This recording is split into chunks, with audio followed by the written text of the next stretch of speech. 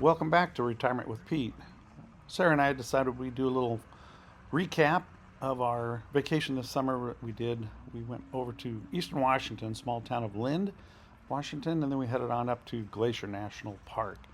We came to the city of Lind, which is about, I think, 400 or 500 people, to attend the Lind Combine Demolition Derby.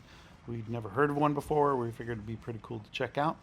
And here we are pulling into the parking lot where all the RVs get parked. There are hundreds of us that show up for this weekend event. And then from here we headed on over to Montana. This is one of the first events that we had on day one. They had a number of different types of races. This one just had cars that would go around in circles and try to do 3 or 4 laps, see who was the first one to finish. And coming up we've got some video of the actual combines.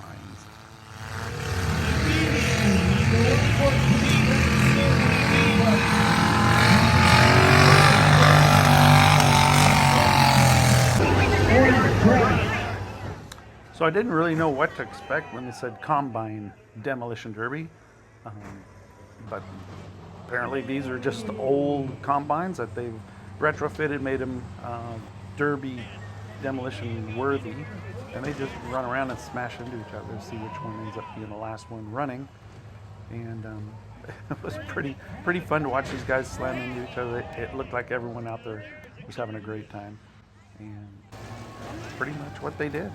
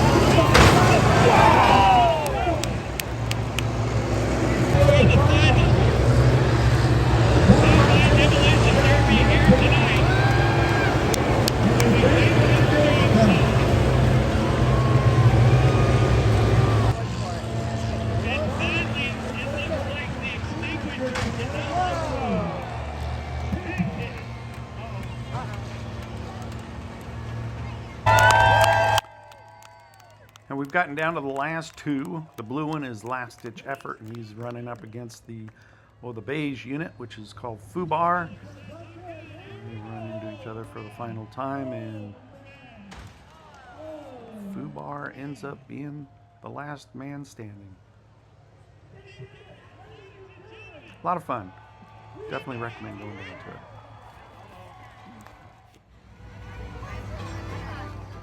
So the town also puts on a parade for all the visitors to come watch.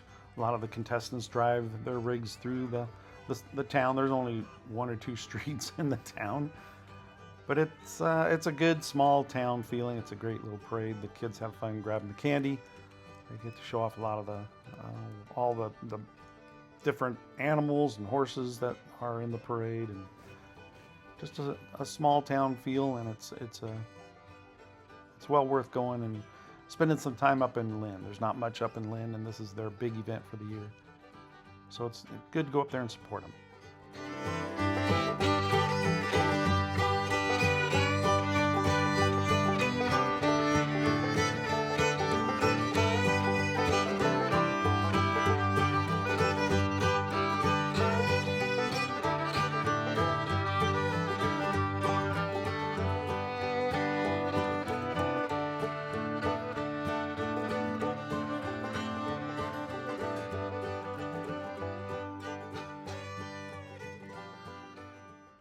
And this is our last day at Lind.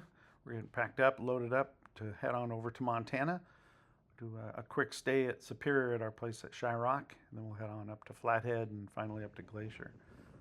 Here's a last look at our RV spot in Lind.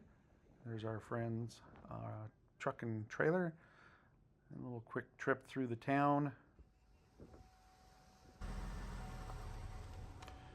I found out that Lind has a really nice commercial weigh scale station. So I took the truck and trailer over there, hadn't really officially measured it or weighed it.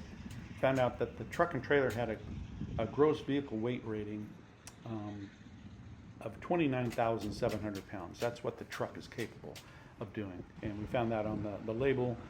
Opened up the door and it's behind the driver's seat. Went to measure just the trailer itself, and it was 14,660, and it's rated up to 16,600. So we're 2,000 pounds under that. The total weight truck and trailer was 24,680. That was almost 5,000 less than the 29,700 that the truck says it can handle. So that was good to know those numbers, and we'll check them periodically in the future just to see if they change much.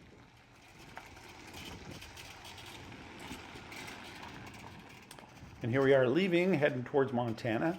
We decided to take a quick stop at a Scheels Sporting Goods in Missoula, Montana. And if you have not been to a Scheels, we would recommend it. They are an amazing store area. Here I am at the little shooting gallery, trying to plink away. I'm not doing real good, but it's still a lot of fun. Their stores are just amazing. We don't have one in Oregon, but if you see one in Idaho, Montana, or Utah, or anywhere else, I would highly recommend stopping in and checking them out.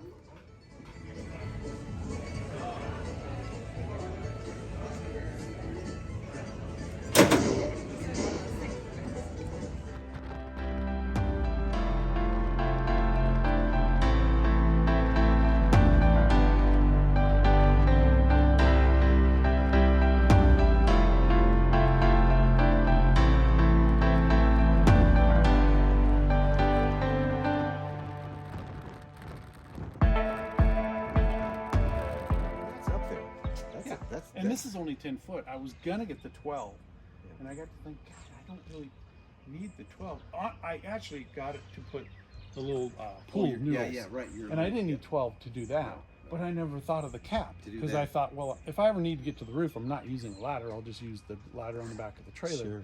But I never at all thought about the cap. Keeping the...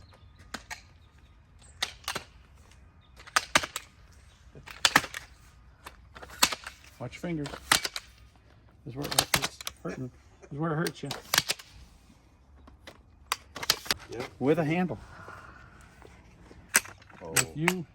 This is not bad because you always have a gap there, and you always have a gap there.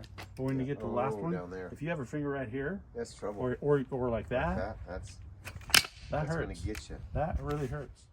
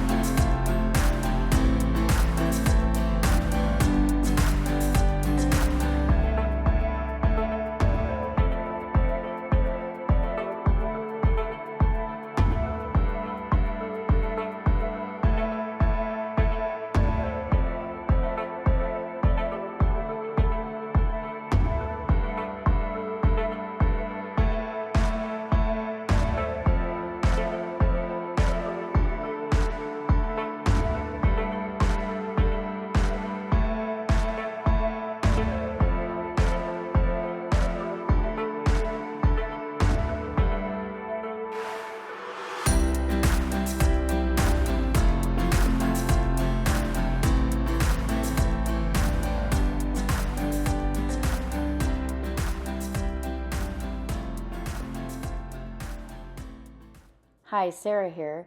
This West Glacier KOA camp outside of the West Glacier National Park entrance was one of the best KOAs we have ever stayed at. It was simply gorgeous.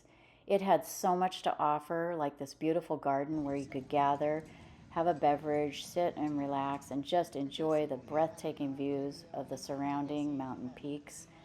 And this evening we had the opportunity to see Scott Sweeter, who is the champion of the 2019 Forged in Fire with his medieval sword. So where's everyone from? Oregon. Oregon? Yeah.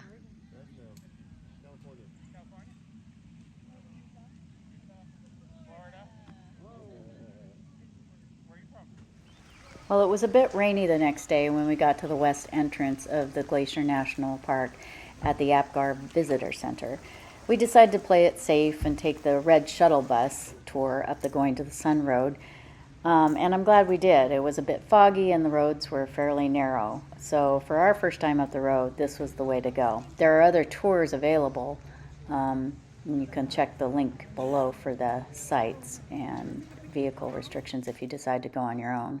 We got to see some cool sites like Lake McDonald Lodge, the lake itself, McDonald Creek, and some of the other stops along the way like the Weeping Wall.